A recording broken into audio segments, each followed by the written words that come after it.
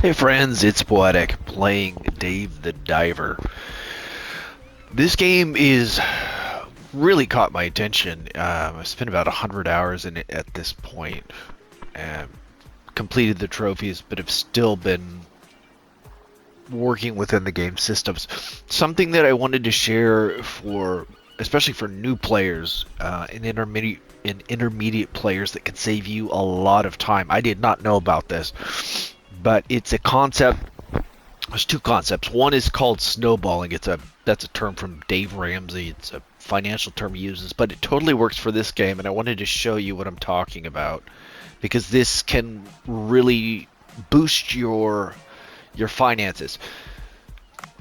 So here in the menu, I mean, just look at this. I'm just going to scroll through this right here, right? There are literally hundreds of different dishes that you can create.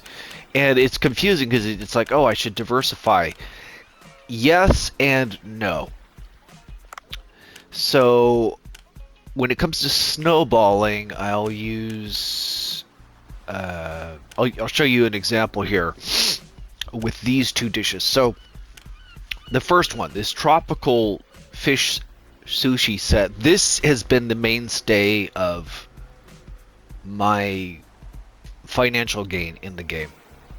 This tropical fish sushi set. All of these fishes are relatively easy to obtain. But when it comes to snowballing, you'll notice that one of the four ingredients is rice. The mistake I made was using rice for serving and for upgrading other dishes. I should not have done that. I should have just focused all of my rice on upgrading the tropical fish sushi set as soon as possible. Because look at that. When it's maxed out, it brings in almost $1,400 per serving, and it serves 9 people. It's tremendously helpful. So right now I was snowballing on this green the humphead parrotfish curry by just growing onions and just having my people procure turmeric. So now I'm working on this stir-fried habanero lobster. So you can see I need to take this to level 10. I need 115 habanero.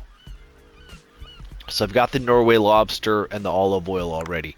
So with snowballing, you pick one dish at a time and focus your resources on that.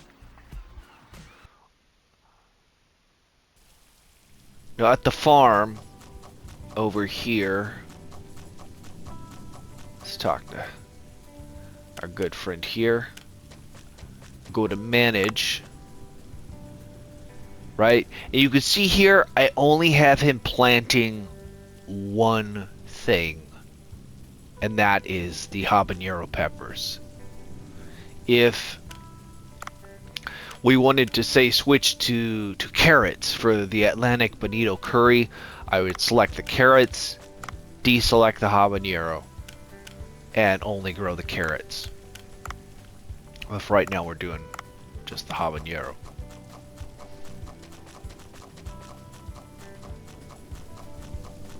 I got some bad advice too from different things I read online. One guy was like, oh, only grow carrots and eggplants, nothing else is worth it. That is definitely not true. I want to show you some stuff in the sushi section.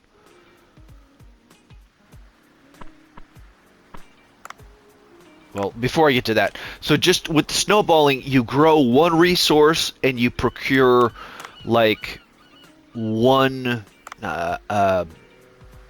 seasoning. Send all your people to get that until you get that dish at max level. And some are easier than others, and some don't require any seasonings or plants, like this one, this deep fish tempura. This is awesome. But the hard thing for this was those cookie cutter sharks, because there's only, I think, one, maybe two that spawn per map. So it took quite a while to build that one up. But with snowballing, on stuff like this, like the green humphead parrotfish curry. Just grow onions and just have your people get turmeric. If you're doing the stir-fried habanero lobster, just grow habanero peppers and only have your people fetch the olive oil. For the when I'm done with this one, I want to switch to this one, the Atlantic bonito curry. Those Atlantic bonito fish are kind of hard to get. They're rare, not super rare, but they are rare. And then I'll switch over from growing habanero peppers to just growing carrots. This one, nope, don't grow anything for that. Bladderwrack, yeah. So when I'm growing the seaweed in the Fish People Village, I'm only growing bladderwrack right now. I had some soy sauce. I've been leveling that up as well. Eventually, want to start growing just beans and cherry tomatoes for this. This will be the next thing I use rice for. This Sally Lightfoot crab.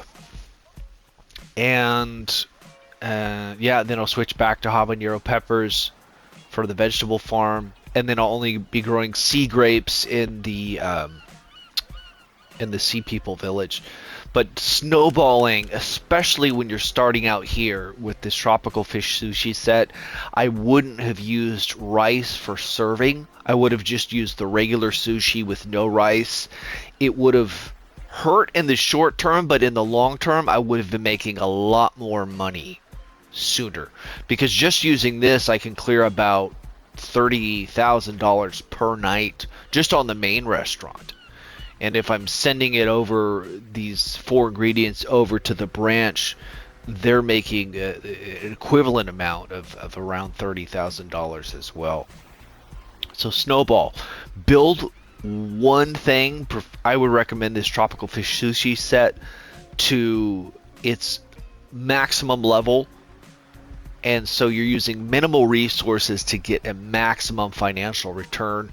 The next thing I would level would be the vegetable sushi,